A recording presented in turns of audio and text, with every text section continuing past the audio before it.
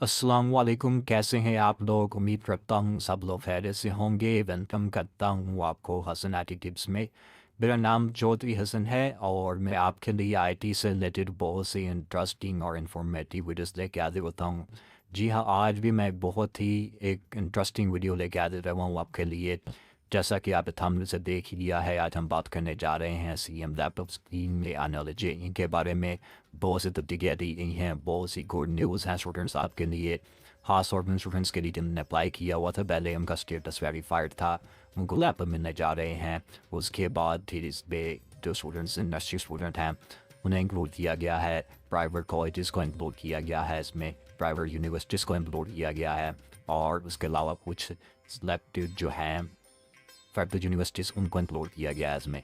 तो video winder ज़रूर देखिएगा, कोई भी पॉइंट स्किप ना कीजिएगा। इसमें मुकम्मल तरीकाकार बताऊंगा आपको कि कैसे अप्लाई करना है और क्या स्टेप्स हैं जो बिल्कुल मिस नहीं करने आपने। तो वीडियो को एंड ज़रूर देखिएगा और मुझे अपनी राय से ज़रूर अदा कीजिएगा कि आपको वीडियो कैसी लगी।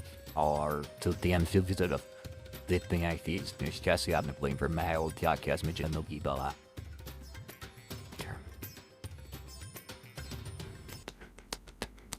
कुछ इंपॉर्टेंट पॉइंट्स दिस फेज 2 में आपको ज़हन में रखनी है। D students, the first important part is जो हमारा जो फेज 1 के अंदर 73,000 स्टूडेंट्स वेरीफाई किए गए थे, जिनके डॉक्यूमेंट्स की वेरिफिकेशन, उनकी बोनाफाइडी, उनकी एलिजिबिलिटी वेरीफाई हुई थी। सबसे पहले उनको लैपटॉप दिया जाएगा। इन 73,000 में से 40,000 स्टूडेंट्स ऑलमोस्ट उनको लैपटॉप दिए जा चुके हैं।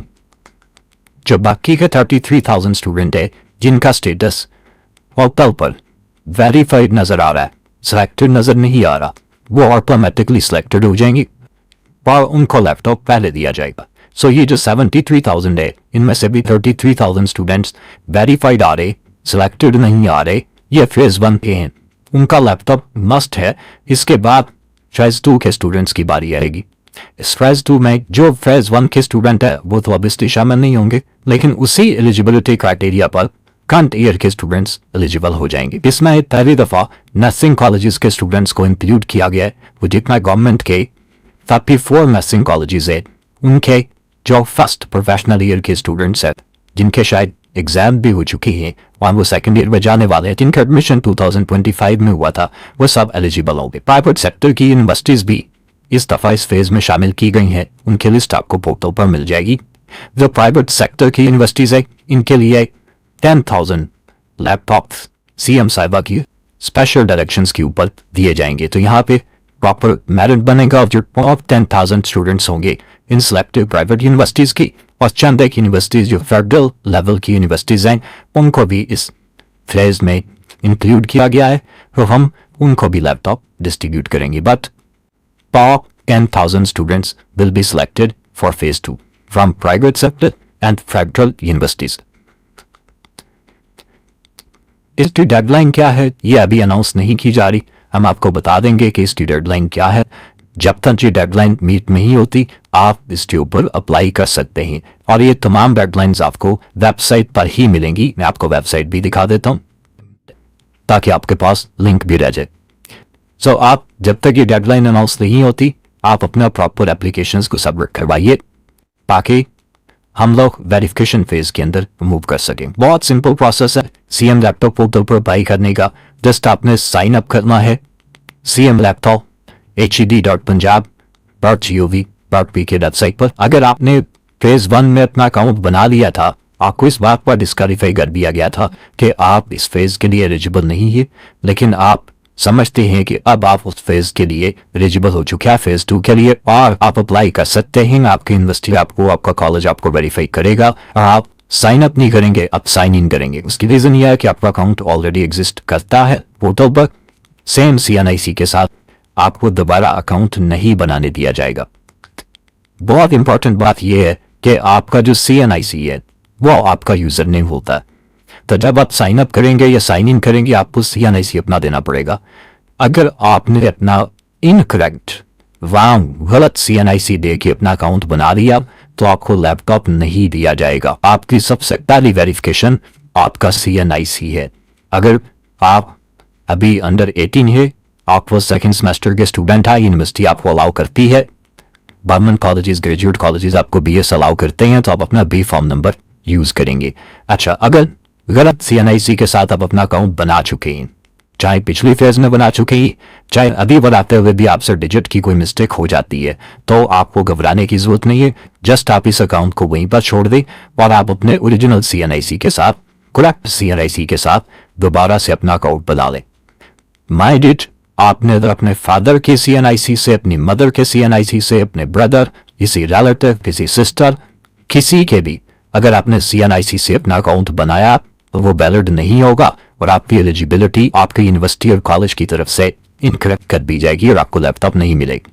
जब आप साइन अप कर लें तो अपनी प्रोफाइल ध्यान से बनाइएगा, एक एक चीज उसके अंदर ठीक तरीके से लिखिएगा। गवर्नमेंट कॉलेज के स्टूडेंट्स बस दफा ये मिस्टेक करते ही कि अगर फर्स्ट करेंगे कि ABC ग्रेजुएट कॉलेज है गवर्नमेंट का और उनके एफिलिएशन पंजाब यूनिवर्सिटी के साथ या GCU के साथ चल रही है, तो जब वो अपना इंस्टीट्यूट सेलेक्ट करता है तो वो GCU सेलेक्ट कर लेते हैं या पंजाब यूनिवर्सिटी कर लेते हैं, एग्जाम्पल के तौर पर बता रहा हूँ, तो ये उनका डेटा गलत हो जाएगा। आपने जिस कॉलेज में, जिस यूनिवर्सिटी में इनरोल है, आपने उस यूनिवर्सिटी का, उस कॉलेज का नाम सेलेक्ट करना है। आपने अपनी एफिलिएटेड यूनिवर्सिटी का नाम नहीं करना। इस दफा हमने एक और भी काम किया है कि आपके ज्यादातर कैंपसेस भी ऐड कर देंगे। केवल पंजाब यूनिवर्सिटी के 4 कैंपसेस हैं तो चारों अलग अलग नजर आ रहे होंगे, तो इसलिए आपने बहुत ध्यान से अपना कैंपस, अपनी यूनिवर्सिटी चूज करनी। जब आप अपनी कंप्लीट कर लेंगे प्रोफाइल तो कोई कॉलम आपने खाली नहीं छोड़ना। कुछ कॉलम्स अभी मैं आपको दिखा देता हूं कि जो मैंडेटरी नहीं होते वो आप छोड़ भी सकते हैं, लेकिन आप सब फिल कर दीजिएगा। इसी तरह इसके अंदर आपने अपनी पर्सनल जितनी भी है वो सारी की सारी डिटेल फिल करनी है, अपना कॉन्टैक्ट्स प्रॉपर फिल करना है, क्योंकि उसके ऊपर आपको ईमेल भी आएगी, आपको कॉल भी आ सकती है, और अपनी एजुकेशनल डिटेल्स जिसमें मैट्रिक और इंटर दोनों शामिल है वो लास्ट में करनी है। ये बहुत इंपॉर्टेंट बात है कि आप अपनी जो इंटरमीडिएट की है वो मार्क्स ठीक लिखें। अगर आपने मार्क्स गलत लिखे है तो आपकी बोनाफाइडी, आपकी एलिजिबिलिटी डिस्टर्ब होगी, हम आपको वेरीफाई नहीं करेंगे। यहाँ पर एक चीज आज में रखिएगा कि हम आपकी तमाम एजुकेशनल डिटेल्स आपके रेलेवेंट बोर्ड से वेरीफाई करवाते हैं। और जब आप डॉक्यूमेंट्स अपलोड करें तो अपना ख्याल रखना है कि आपके डॉक्यूमेंट्स प्रॉपर रीडेबल पढ़े जा सकते हैं। मोबाइल से तस्वीरें मत उतारिएगा, अगर मोबाइल यूज करते हैं तो कैम स्कैनर यूज करें, नहीं तो प्रोफेशनल स्कैनर से करवा लें। ये बहुत महंगी लैपटॉप है, Core i7 है, 14 Gen है, इनमें रैम और इसमें SSD बहुत हाई स्पेसिफिकेशंस के साथ है। इतना महंगे लैपटॉप के लिए अगर आपने इतनी एफर्ट भी ना की कि आप अपने डॉक्यूमेंट ही प्रॉपर स्कैन कर ले और उसे अपलोड कर दे, हो सकता है कि जब आपके डॉक्यूमेंट्स देखे जाएं तो आपके कॉलेज वाले आपको अनवेरीफाई कर दें कि बच्चे के डॉक्यूमेंट्स हमसे तो पढ़े नहीं जा रहे। उसके बाद एंड पे आप अपने तमाम डिटेल्स को चेक करें जो डॉक्यूमेंट अपलोड किए हैं। मैं आपको ये मशवरा दूंगा कि आप उन डॉक्यूमेंट्स को एक दफ़ा खुद डाउनलोड करके देख लें और अपनी एप्लीकेशन को सबमिट कर दें। बस इतना सा प्रोसेस है। जब आपकी एप्लीकेशन सबमिट हो जाएगी आपको एक मैसेज आ जाएगा, ईमेल आ जाएगी कि आपकी एप्लीकेशन सक्सेसफुली सबमिट हो गई है। उसके बाद keep on visiting your email, आपने अपनी ईमेल को चेक करते रहना है या आपने पोर्टल पर लॉगिन करके चेक करते रहना है, क्योंकि जितनी भी एक्टिविटीज HOD की तरफ से होंगी या आपके यूनिवर्सिटी और कॉलेज की तरफ से होंगी वो पोर्टल पर आएंगी। कोई आपको आके नहीं बताएगा, कोई मोबाइल पर मैसेज नहीं आएगा। आपके लिए आपकी तमाम इंफॉर्मेशन की सोर्स आपकी वेबसाइट है। तो आप रोज एक दफा CN लैपटॉप की वेबसाइट ओपन करके देख रहे हैं कि कहीं आपकी जो एप्लीकेशन है वो रिजेक्ट तो नहीं हुई, क्या आपको रिटर्न तो नहीं की गई। अगर आपकी एप्लीकेशन में कोई प्रॉब्लम फील करेंगे, आपके कॉलेज के जो लोग हैं, आपकी यूनिवर्सिटी के जो फोकल पर्सन है जो वेरीफाई कर रहे हैं, आपके नर्सिंग मेडिकल कॉलेज के फोकल पर्सन जो वेरीफाई कर रहे हैं, अगर वो कोई भी क्लैरिफिकेशन चाह रहे होंगे तो वो आपकी एप्लीकेशन पोर्टल से रिटर्न करेंगे और उसके आगे रीसबमिट का बटन भी आ रहा होगा। और एक और चीज, ये आपको एक दफा ऑप्शन मिलेगी, you will get a single chance for the correction of your application. So अगर आपकी एप्लीकेशन रिटर्न होती है तो आपने बहुत ध्यान से दोबारा उसको वेरीफाई करके फिर सबमिट करना है। और उसका बेहतरीन तरीका ये होता है कि आप अपनी यूनिवर्सिटी, अपना कॉलेज, अपना मेडिकल नर्सिंग कॉलेज विजिट करें, अपने फोकल पर्सन से मिलें और फोकल पर्सन से मिलकर पूछें कि आपने एप्लीकेशन रिटर्न की है, इसमें प्रॉब्लम क्या है, ताकि उसके निगरानी में आप करेक्शन करें और करेक्शन करके फिर उसे सबमिट करवा दें। ये एक बहुत सादा सा प्रोसेस है, इसको अपने ध्यान से करना है। अब आपके साथ वो तो शेयर करता हूँ, pmlaptop.hed.punjab.gov.pk। आप इस वेबसाइट को ओपन करेंगे, किसी फेक वेबसाइट पर मत जाइएगा, इसको वेरीफाई प्रॉपर कर लीजिएगा वेबसाइट को। कि आप अपनी ओरिजिनल वेबसाइट पर है कोशिश कीजिएगा जो हमारे सोशल मीडिया पर, न्यूज़पेपर में, HUD के फेसबुक पर, DPI के फेसबुक पर, यूनिवर्सिटीज़ और कॉलेजेस में जो बैनर्स लगे होंगे उनके ऊपर जो वेबसाइट लिखी उसको प्रॉपर टाइप करें। अगर आपने किसी फेक वेबसाइट पर अपना डेटा दे दिया तो इसकी रिस्पॉन्सिबिलिटी आपकी अपनी होगी। इतनी यहाँ पर आपको ऑप्शन आ रही होगी साइन इन या साइन अप की, अप्लाई नाउ का बटन भी आ रहा होगा। आपने अगर आपका अकाउंट पहले नहीं है CM लैपटॉप पर या आपने किसी इनकरेक्ट CNIC के साथ बनाया हुआ था तो आपने सबसे पहले साइन अप पर क्लिक करना। जब आप साइन अप पर क्लिक करेंगे तो आपके पास एक तंदा सा फॉर्म ऊपर हो जाएगा जिसमें सबसे ऊपर लिखा हुआ है कि अगर आपका CNIC ऑलरेडी रजिस्टर किया, आपको मैसेज आता है, यानी आप अकाउंट बनाते हैं और आपको मैसेज आता है your CNIC is already registered, तो आप फॉरगेट पासवर्ड पर क्लिक करेंगे। इस पर जब आप क्लिक करेंगे तो आपको सिंपल एक आपका CNIC पूछा जाएगा और उस CNIC के अगेंस्ट जो ईमेल आपने दी होगी वो ईमेल आपको मास्किंग की शक्ल में दिखाई भी जाएगी। वो आप उस ईमेल के ऊपर, जैसे मैं एकदम सा CNIC इस पर डालता हूँ, जो कैप्चा यहाँ पे आ रहा हुआ है ये तमाम कैप्चा आपका स्मॉल लेटर्स में होगा, ये कैपिटल लेटर में नहीं होगा। आप इस तरह से जब उसे सबमिट करेंगे, मैंने एकदम सा CNIC इसके ऊपर डाला है, अगर इस CNIC के अगेंस्ट वो ईमेल मौजूद होगी तो आपको मास्क की शक्ल में नजर आएगी, मास्किंग की शक्ल में। अगर वो देखें ये मैसेज आ रहा है कि इस CNIC के अगेंस्ट वो ईमेल नहीं है, अगर होगी तो वो मास्क की शक्ल में आपको नजर आएगी, यानी ईमेल का पहला करैक्टर और आखिरी उसकी जो डोमेन नेम है वो आपको नजर आएगी। अगर आप ईमेल भी नहीं पहचान पाते, आप अपने CNIC पर अकाउंट भी नहीं बना पाते, तो आपने अपने फोकल पर्सन के पास जाना है, अपनी यूनिवर्सिटी में, अपने कॉलेज में अपने फोकल पर्सन के पास जाना है। अगर आप यूनिवर्सिटी में है तो वाइस चांसलर के ऑफिस से आपको पता चल जाएगा, अगर आप कॉलेज में है तो प्रिंसिपल ऑफिस से आपको पता चल जाएगा। आपने जाके वहां पर अपनी रिक्वेस्ट लॉक करवानी है अपने फोकल पर्सन को कि जी मेरा CNIC इसके अगेंस्ट ही अकाउंट बना हुआ है, लेकिन जो ईमेल है उस ईमेल का हमें खुद नहीं पता या हम भूल गए हैं, इसका पासवर्ड नहीं पता, तो आप काइंडली ऐसा कीजिए कि हमें हमारी ईमेल रीसेट करवा दें। अगर आपके फोकल पर्सन हमसे बात करेंगे तो आपकी ईमेल रीसेट कर दी जाएगी। जब आप ये पूरा फॉर्म फिल करेंगे, आप साइन अप पर क्लिक करेंगे, वो आपकी ईमेल पर आपको एक OTP जाएगा, फिर आपको एक OTP मिलेगा, आपने वो OTP एंटर करना है तो आप अकाउंट साइन अप कर जाएंगे। अगर आपका अकाउंट ऑलरेडी एग्जिस्ट करता है या आप नया साइन अप करते हैं तो साइन अप करने के बाद जो स्क्रीन आपको नजर आएगी वो मैं आपको दिखा देता हूँ। आप जस्ट अपना CNIC और अपना पासवर्ड लिखिए तो आप लॉग इन कर जाए।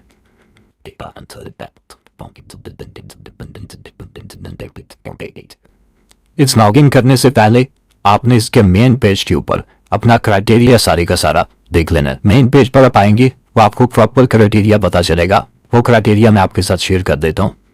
इस क्राइटेरिया में पहली बात तो ये कि आपका पंजाब का डोमिसाइल होना जरूरी है, डोमिसाइल मैंडेटरी है। अगर आपका डोमिसाइल नहीं बना हुआ वो फौरी तौर पर बनवा ले, ऑनलाइन ऑप्शन भी आपको मिल जाती है, आप अपना डोमिसाइल की स्लिप भी इसके साथ अटैच कर सकते हैं, लेकिन ओरिजिनल डोमिसाइल दिखाए बगैर आपको लैपटॉप नहीं मिलेगा। यानी या फर्स्ट सेमेस्टर के स्टूडेंट होंगे या आप सेकंड सेमेस्टर के स्टूडेंट होंगे, आप 4 और 5 सेमेस्टर के स्टूडेंट एक्सेप्ट नहीं किए जाएंगे, ना आपको ऑप्शन आएगी आपको डेटा एंटर करने की। अगर आप देखना चाहें कि क्या आपकी यूनिवर्सिटी, आपका कॉलेज इस प्रोग्राम में शामिल है, तो आप यहाँ पे क्लिक करके इसके लिस्ट भी देख सकते हैं। अगर आप मेडिकल या डेंटल कॉलेज में हैं तो फिर आपका फर्स्ट प्रोफेशनल ईयर होना चाहिए।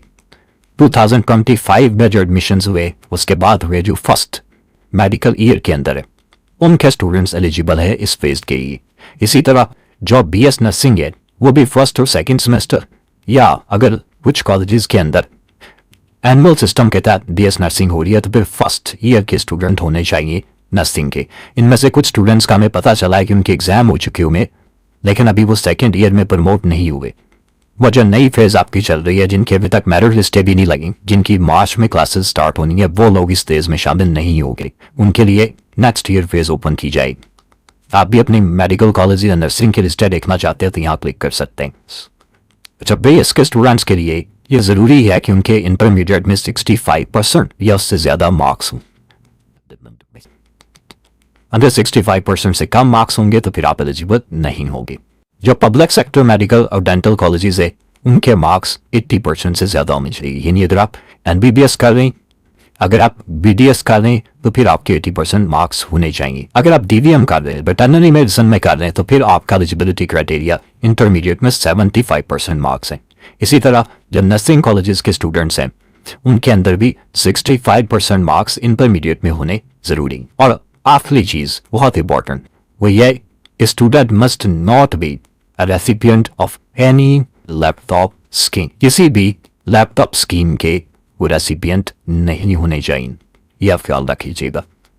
बाकी कुछ क्वेश्चंस हमने यहाँ पर आपको दिए हुए, हमारी कुछ हेल्पलाइंस भी दी हुई हैं, लेकिन आपका सबसे बेहतरीन रिसोर्स जो आपको हेल्प करेगा वो आपका अपना फोकल पर्सन होगा आपकी यूनिवर्सिटी का। वो हमारे साथ डायरेक्ट कोऑर्डिनेशन में आ जाते हैं।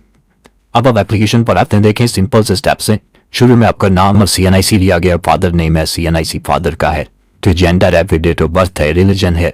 इंपॉर्टेंट है कि आपने ध्यान से तमाम कॉलम लेने। वहाँ का फ़ोन नंबर मैंडेटरी नहीं है, जो मैंडेटरी सेल्स हैं उनके साथ हमने स्टार लगाया हुआ है। इस तरह मोबाइल नंबर और डोमिसाइल अपना चूज़ कीजिए कि आप किस डिस्ट्रिक्ट से हैं। फैमिली इनकम अगरचे मैंडेटरी नहीं है, लेकिन लिख दीजिएगा। और होना स्कॉलरशिप आपने लिया है या नहीं लिया, इसका कोई CM लैपटॉप से लेना देना नहीं है। यानी अगर आप स्कॉलरशिप ले रहे हैं आप तब एलिजिबल है, आप नहीं ले रहे आप तब एलिजिबल है। लेकिन अगर आप यस करेंगे तो हमें क्रॉस चेक कर सकेंगे कि कितने ऐसे लोग हैं जिन्हें होनहार भी मिला है और जिन्हें लैपटॉप भी मिला है। उसके बाद आपने बताना है कि आप ऑर्थन तो नहीं है, आपकी कोई डिसेबिलिटी तो नहीं है, फिर आपने अपनी प्रोफाइल पिक्चर अपलोड कर देनी है। ये 200 किलोबाइट से ज़्यादा नहीं होनी चाहिए। अगर आपकी फोटो पिक्चर ज़्यादा है तो इसके साथ हमने एक वेबसाइट का लिंक भी दिया हुआ है। उसके बाद ये बहुत इंपॉर्टेंट है, टाइप ऑफ इंस्टीट्यूट। आपने बताना है कि आप कॉलेज, यूनिवर्सिटी, मेडिकल या डेंटल कॉलेज से, नर्सिंग कॉलेज से। आप जैसे यहाँ से जो कॉलेज सेलेक्ट करेंगे उसके मुताबिक अगली लिस्ट आपके पास आ जाएंगी। अगर आप कॉलेजेस लेंगे तो HUD के सारे कॉलेजेस आ जाएंगे। कोई प्राइवेट कॉलेज इस स्कीम के अंदर एलिजिबल नहीं है, तो आप लोगों ने ध्यान से अपना कैंपस चूज कर लेना है। अगर कैंपस नहीं है आपका, एक ही यूनिवर्सिटी आ रही तो फिर वही आप चूज करेंगे। इसी तरह आगे आपने डिसिप्लिन अपना चूज करना है। ये भी बहुत इंपॉर्टेंट है कि आप अपना डिसिप्लिन ध्यान से चूज करें। अगर आप कंप्यूटर के किसी भी फील्ड में है तो आप कंप्यूटर साइंस ले सकते हैं, आप इंफॉर्मेशन टेक्नोलॉजी ले सकते हैं, information technology, computing and information technology, तकरीबन सारे हमने यूनिवर्सिटीज वगैरह से पूछ के यहाँ पर डाल दिए। मैं स्टिल अगर आपको अपना प्रॉपर डिसिप्लिन या प्रोग्राम नहीं मिलता या डिपार्टमेंट नहीं मिलता तो आप जो उसका नियरेस्ट उससे मिलता जुलता हो अब वो चूज कर लें। यह इंफॉर्मेशन आपकी यूनिवर्सिटी के पास चैन और आप फिर डिग्री चूज कीजिए। अगर आप मेडिकल कॉलेज को चूज करेंगे तो फिर आपके पास यहाँ पर MBBS, BDS या BS आ जाएगा। यह BS उन लोगों के लिए है कि जो इन कॉलेजेस से BS ने फार्मेसी के अंदर BS कर रहे हैं। फिर जो डॉक्टर ऑफ फार्मेसी है उनके लिए हमने ये BS की ऑप्शन यहाँ पर दी हुई। इसी तरह उसके डेट ऑफ एडमिशन लिखिए, डिग्री का टाइटल लिखिए, जहां अब आपने प्रॉपर लिखना है क्योंकि यह इंफॉर्मेशन आपकी यूनिवर्सिटी आपसे वेरीफाई करेंगे। फिर आपने अपना सेमेस्टर लेना है कि आपका फर्स्ट ईयर है, अगर ईयर वाइज चल रहा है आपका तो फिर ईयर लीजिए वरना आप सेमेस्टर ले लीजिए। यहाँ पर यूनिवर्सिटी या कॉलेज का रोल नंबर लिखिए जिसके साथ आपकी डेली अटेंडेंस लगती है, पर यहाँ पर रजिस्ट्रेशन नंबर लिखिए। अगर गवर्नमेंट कॉलेजेस के स्टूडेंट्स या कुछ ऐसे स्टूडेंट कहते हैं जी कि हमें भी रजिस्ट्रेशन कार्ड नहीं मिला हुआ, रजिस्ट्रेशन नंबर हमें नहीं पता, वह बजाय इसके कि आप इस रजिस्ट्रेशन नंबर को लेने के लिए कोई तकलीफ करें, आप यहाँ पर भी अपना रोल नंबर लिख दें। सेम रोल नंबर आप यहाँ पर में लिख देनी चाहिए। सारी डिटेल्स भी आपको दी हुई, एक ईमेल भी आपको दी हुई है कि अगर आप कोई भी प्रॉब्लम फील करते हैं तो आप इस ईमेल पर ईमेल कर सकते हैं। बट बेस्ट सोल्यूशन वही है कि आप अपनी यूनिवर्सिटी के फोकल पर्सन से बात कीजिए। उसके बाद हमने कॉन्टैक्ट इन्फॉर्मेशन पे चले जाना, तब आप इसे सेव और नेक्स्ट करेंगे। उसके अंदर सिंपल आपका एड्रेस वगैरह पूछा गया है, वहाँ पर आपका डोमिसाइल डिस्ट्रिक्ट पूछा गया। जैसे डोमिसाइल डिस्ट्रिक्ट हमने यहाँ पर दिया, वहाँ पर आपके एड्रेस के साथ आपका डिस्ट्रिक्ट पूछा जाएगा, वो दीजिए। फिर आपने अपनी एजुकेशनल डिटेल में मैट्रिक और इंटर की डिटेल्स आपने देनी है। फिर आपने अपने तमाम डॉक्यूमेंट्स को अपलोड करना है, वापस स्कैन कॉपी की शक्ल में अपनी एप्लीकेशन को प्रीव्यू करें, सेट डाउनलोड करके प्रिंट लेकर उसको देखें कि आपकी सारी चीज़ें ठीक है या नहीं। जब सब हो जाए तो फिर आप अपने रिव्यू पे जाकर सिंपली उसको सबमिट करवा